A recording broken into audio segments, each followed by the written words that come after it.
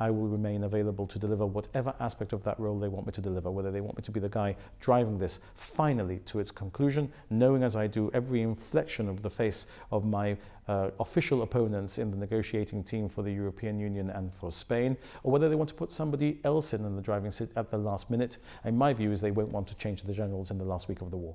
When Mr. Picardo plays that kind of card, when he wants to call it the Brexit election, first of all, he does it as a smokescreen because he doesn't want to talk about the domestic failures of the government on a whole gamut of things. But secondly, it's actually false because this culture of the indispensable is absolutely false, because what he's building it on is a track record of failure, lost opportunities. That is really what he's and concessions, and that's really what he's building his record on. Keith Azopardi asked how many times the electorate had to hear that the government is close enough to taste the deal before people start disbelieving it and legitimately think it's time for others to have a go. What do we bring to the table? Well, it's very simple. Look, when Mr. Picardo was elected in 2011, he had 6 months' experience as leader of the opposition. He had no ministerial experience. The only person with ministerial experience in the GSLP was Sir Joe Bolzano. We have in our team already 3 people with a ministerial experience. I was there with Peter Caruana as his deputy, shoulder to shoulder at the joint sovereignty moments.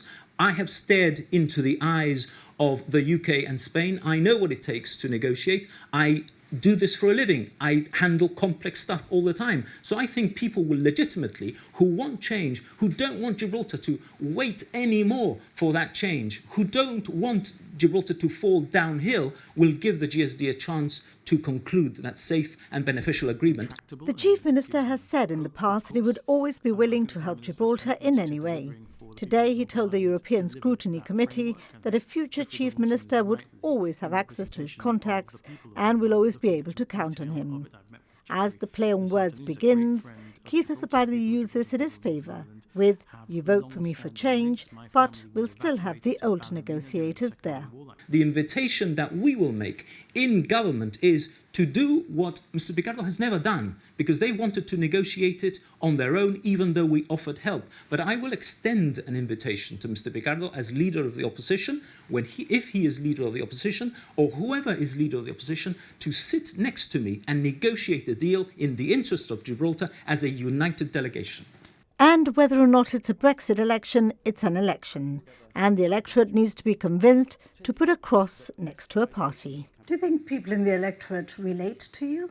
Well, I mean, we'll see. I think the answer to that is simple. Let's wait till the next election. You know, people used to say that of Peter Caruana before we won the 96 election, that he was unelectable, that we wouldn't get there because Joe Bolzano was very charismatic and Peter wasn't. Look, Peter won the 96 election with our team. I was part of that team. I was proud to be part of that team. And then we were in government for 16 years. So I think the test actually is whether people want change. And if they want change, they will vote for a reinvigorated GSD.